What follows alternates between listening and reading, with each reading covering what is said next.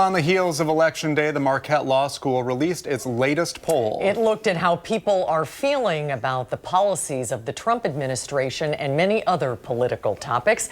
The director of the Marquette Law School poll, Charles Franklin, is back with us today. Hi, Charles. Hello. Good to be here. Good to see you.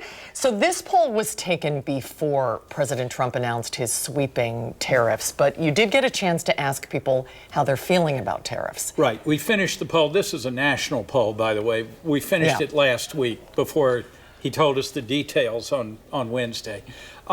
People are very skeptical of tariffs. 58% think the tariffs will hurt the economy. Just 28% think they will help, and 14% think it won't have much effect either way. And this is a place where, among the president's base, only 52% of Republicans say they think the tariffs will help the economy. And so it's a tough sell there. Large majorities of independents and Democrats think they'll hurt the economy.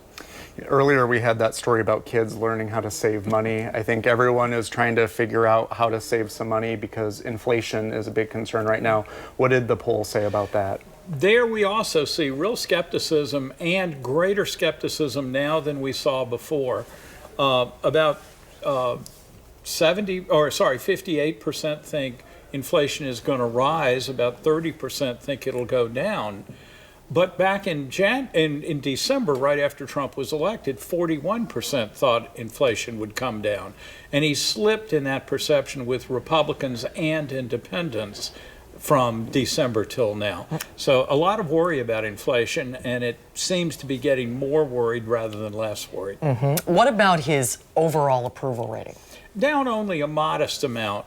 In January, right after he took office, we had it at 48 approve, 52 disapprove.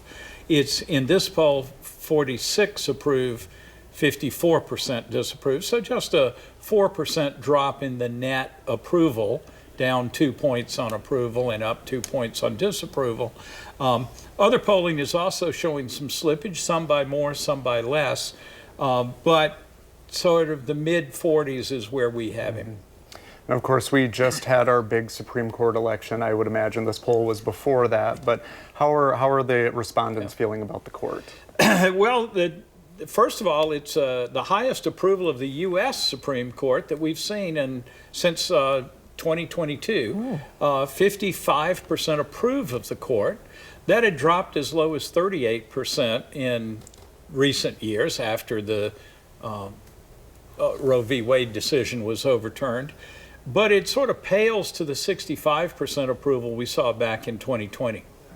Wow. Did you ask about Elon Musk? We did, and he's not very popular. In the national data, 38% favorable, 60% unfavorable.